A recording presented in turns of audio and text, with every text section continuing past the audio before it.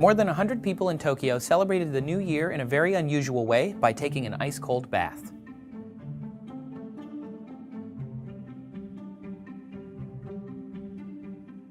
Dressed in traditional white clothing, the men and women jogged around a shrine and chanted before lowering themselves into the freezing cold water. This purification ritual is a central tenet of Shinto, a Japanese religion that is as old as the country itself. So what exactly is Shinto? Well, it's the largest religion in Japan, practiced by an estimated 80% of the population. Back in the 6th century, indigenous Japanese people invented the word Shinto to distinguish their already existing faith from Buddhism, which was spreading throughout the region. Over time, Shinto and Buddhism came to coexist peacefully. Shinto is considered more a way of life rather than a specific set of beliefs or worship of a central deity. Most Japanese people identify as both Buddhist and Shinto. So how can someone follow two religions at once?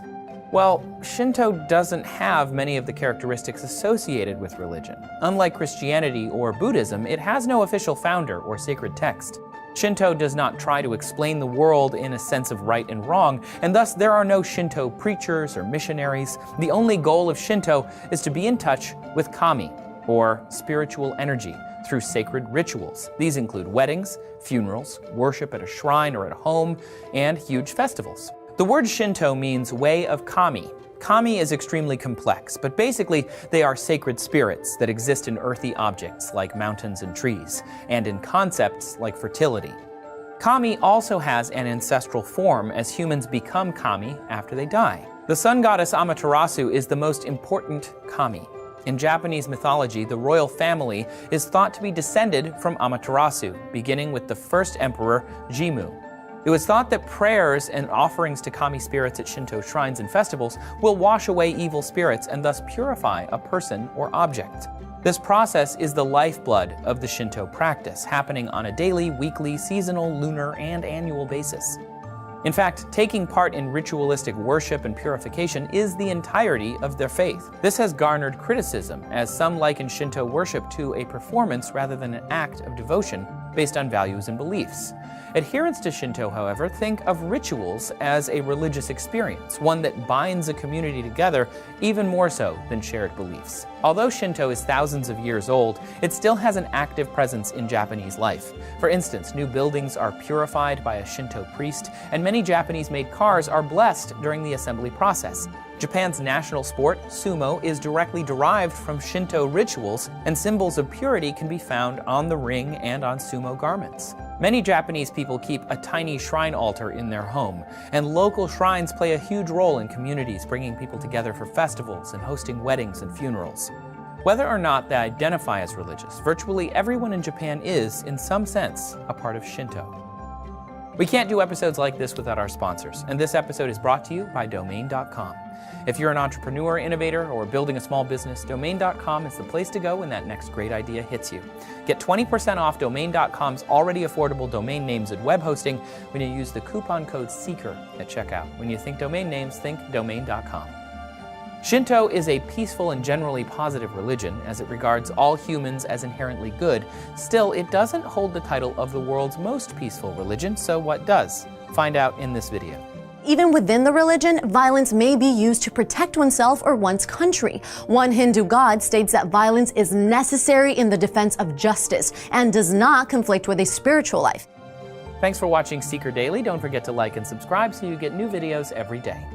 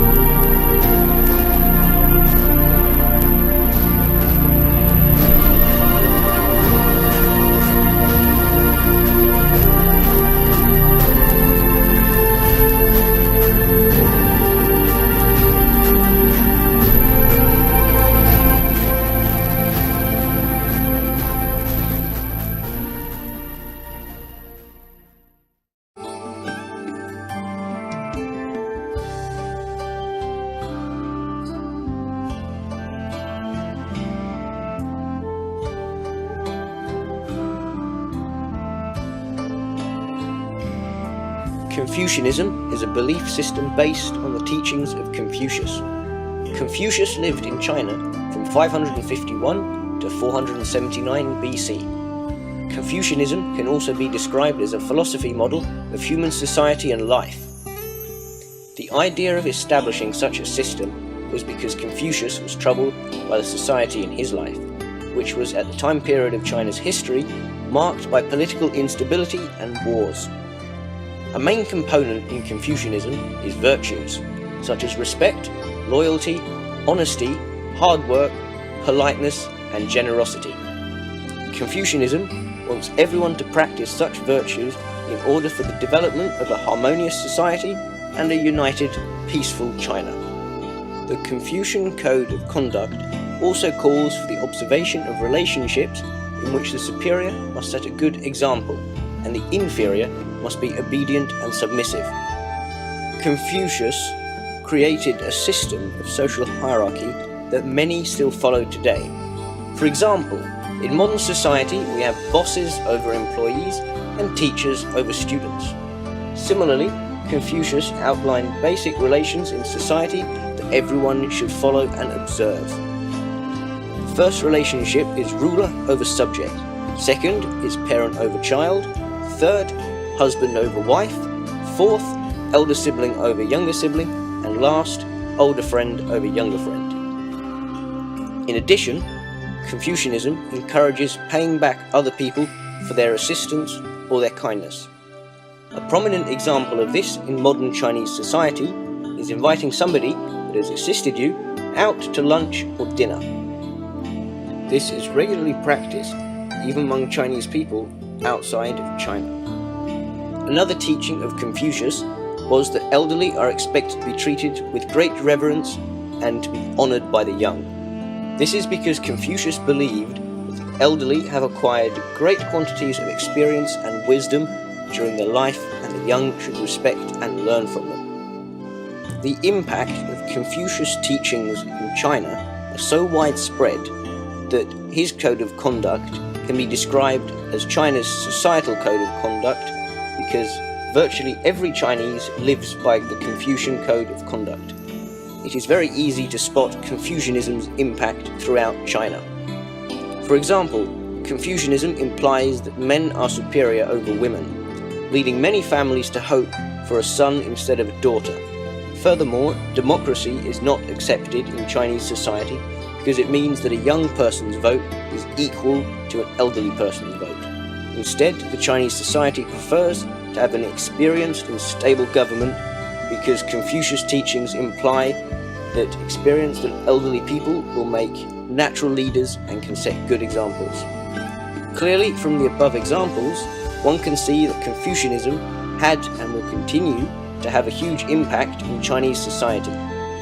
And above all, it has more or less achieved its goal to develop a peaceful and harmonious society in China that is not constantly at war.